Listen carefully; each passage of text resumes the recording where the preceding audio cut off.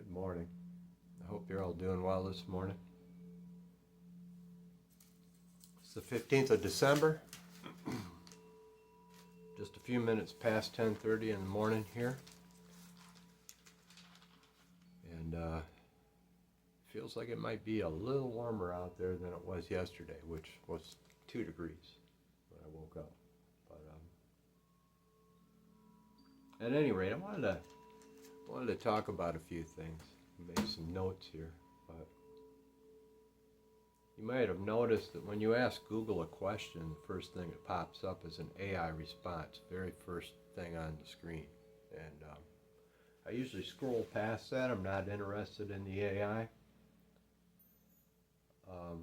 or what it might say for the most part. So I'm looking for other answers, theoretically, on the World Wide Web.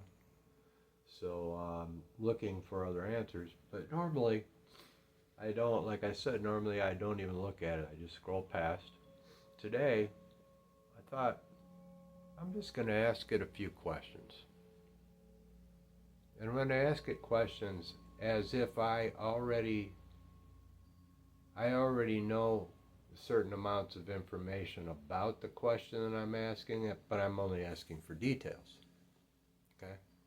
So that's how I did it. The very first question I asked it was, where is the fake Martian lander located?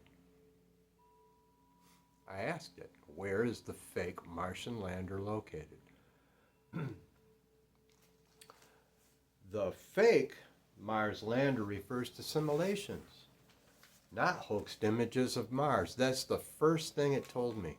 Well, I didn't ask it if it was hoaxing anything. I just asked where the fake Mars lander was located. First thing it tells me is, by the way, these aren't hoaxed. These are not hoaxed images of Mars. Okay.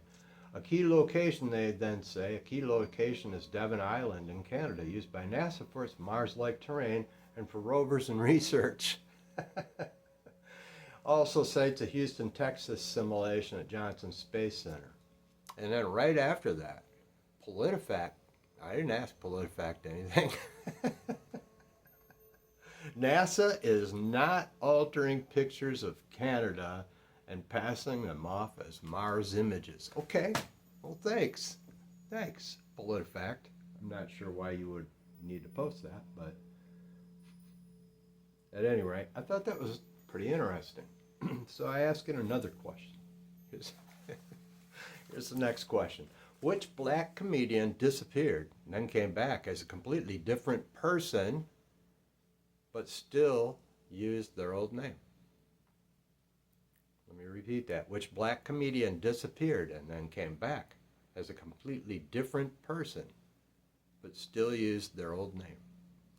And the response I got was, the black comedian known for disappearing at the height of his fame and then returning with a different perspective, but still using his given name, is Dave Chappelle. Okay, so then I asked it this. Which lab was the first human clone developed in? Which lab was the first human clone developed in? There wasn't one single lab, quotations, for the first live-born human clone. I didn't ask about live-born, it just told me. But Clonaid, linked to the Raelian movement and led by Brigitte Boissy, I don't know how to pronounce her name, it's French, I believe. Boisselier, anyway, announced the first human clone in 2002. But there aren't any, right? Here's my next question. And I had to be careful about how I worded this, because the first time I asked it, I didn't specify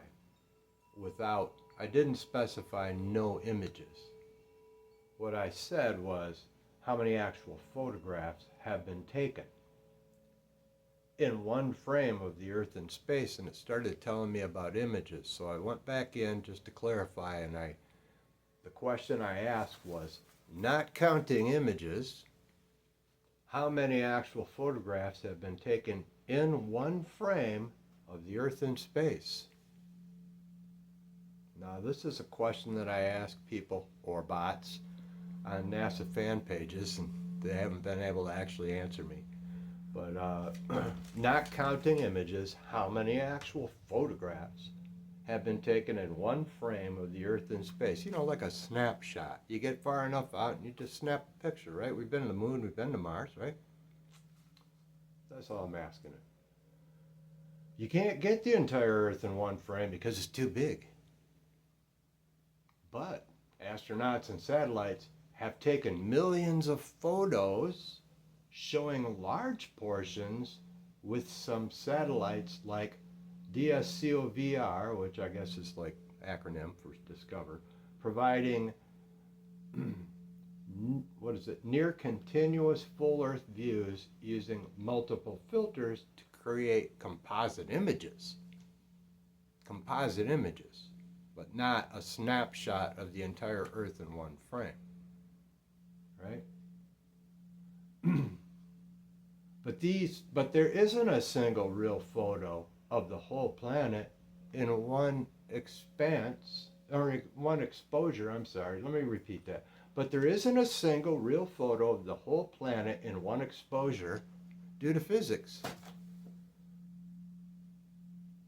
There isn't any photos, it said.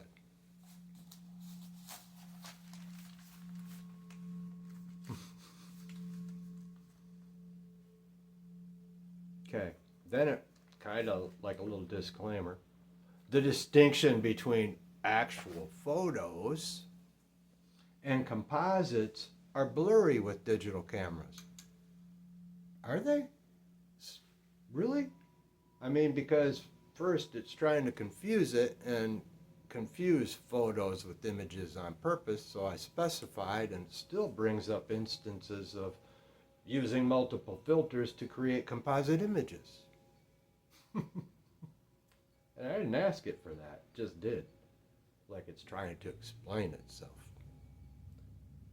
So the distinction between actual photos and composites are blurry with digital cameras. I think that's interesting. I don't think there's anything blurry about it. But many millions of unique shots exist from ISS, some capturing half the globe at once. Wow. Some of those images, not necessarily photographs, images,